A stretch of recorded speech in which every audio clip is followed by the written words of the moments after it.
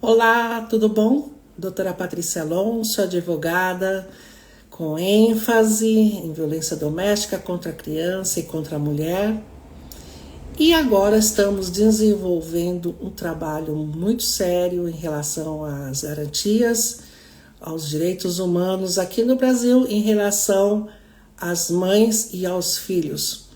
E eu queria desenvolver com vocês um trabalho para que nós pudéssemos chegar a uma conclusão muito séria. E a pergunta que eu tenho feito já há muito tempo e eu quero compartilhar com vocês nessa noite. Quando uma mulher procura ajuda, quando uma mãe denuncia que seu filho está em risco, quando uma criança apresenta sinais claros de violência e mesmo assim o Estado não consegue protegê-la, quem responde por isso? Durante muito tempo, eu fui levada a acreditar que o problema estava em uma pessoa. No juiz que decidiu, no promotor que opinou, no delegado que investigou, no perito que elaborou um laudo, no conselheiro tutelar que atendeu aquela família. E nessa minha trajetória, eu ouvi muitas famílias que perderam crianças em crimes de feminicídio, ouvi muitas famílias que as mães morreram em crime de feminicídio, mas depois de estudar todo esse panorama, todos esses processos espalhados por diferentes estados brasileiros, eu percebi algo que mudou completamente a minha forma de enxergar essa realidade. Porque os nomes eram diferentes, as cidades eram diferentes, os juízes eram diferentes, os promotores eram diferentes, os delegados eram diferentes, os peritos eram diferentes, os conselheiros tutelares eram diferentes. E mesmo assim, o resultado era assustadoramente parecido. A mãe denuncia, a criança apresenta sinais de sofrimento, o risco é comunicado às autoridades, as instituições são acionadas, mas a proteção não chega. Ou se chega, chega tarde demais. Portanto, foi nesse momento que eu compreendi uma distinção muito importante. Quando pessoas diferentes, em lugares diferentes, durante anos, produzem o mesmo resultado, então talvez o problema não esteja nas pessoas, talvez o problema esteja no sistema.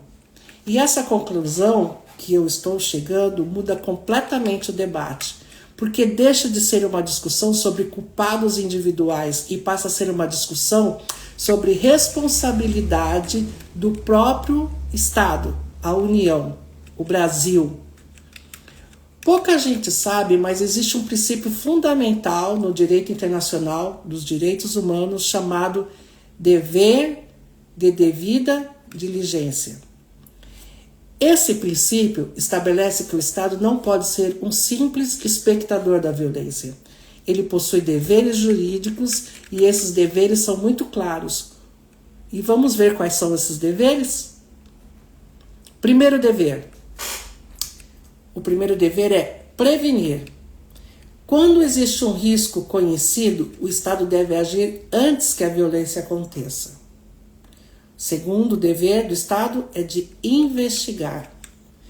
Toda denúncia deve ser apurada de forma séria, rápida, imparcial e efetiva.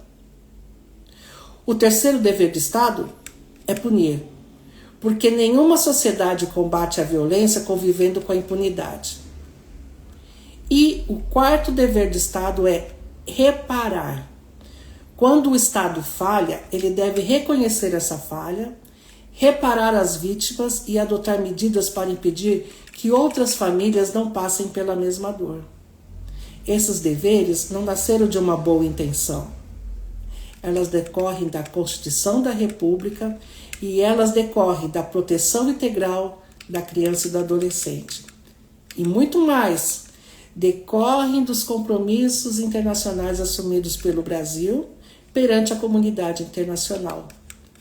Por isso, quando o Estado deixa de prevenir, quando deixa de investigar, quando deixa de punir, Omissão deixa de ser apenas uma falha administrativa e ela pode se transformar em uma violação de direitos humanos.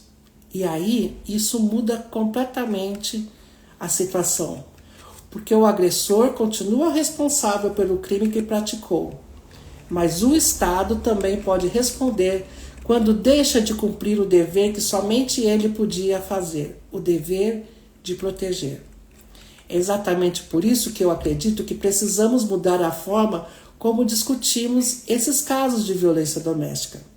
Não para procurar culpados individuais, mas para compreender porque o mesmo padrão continua se repetindo em diferentes cidades, diferentes tribunais, diferentes instituições e diferentes estados brasileiros. Porque quando uma falha deixa de ser episódica e passa a ser continuamente, ela deixa de ser um erro individual. Ela passa a revelar uma deficiência estrutural. E deficiências estruturais não se resolvem substituindo pessoas, ela se resolve transformando instituições. Talvez essa seja a discussão mais importante que precisamos fazer no Brasil, porque direitos fundamentais não existem apenas para serem inscritos na Constituição, não. Elas existem para proteger vidas, ela precisa sair do papel e se tornar realidade. E quando essa proteção falha repetidamente, não estamos diante de uma sucessão de casos isolados. Estamos diante de um problema estrutural que exige responsabilidade, coragem institucional e compromisso com os direitos humanos. Direitos fundamentais não existem apenas para serem proclamados. Eles existem para serem protegidos. E quando o Estado deixa de protegê-los, também deve responder por isso. É isso que eu penso.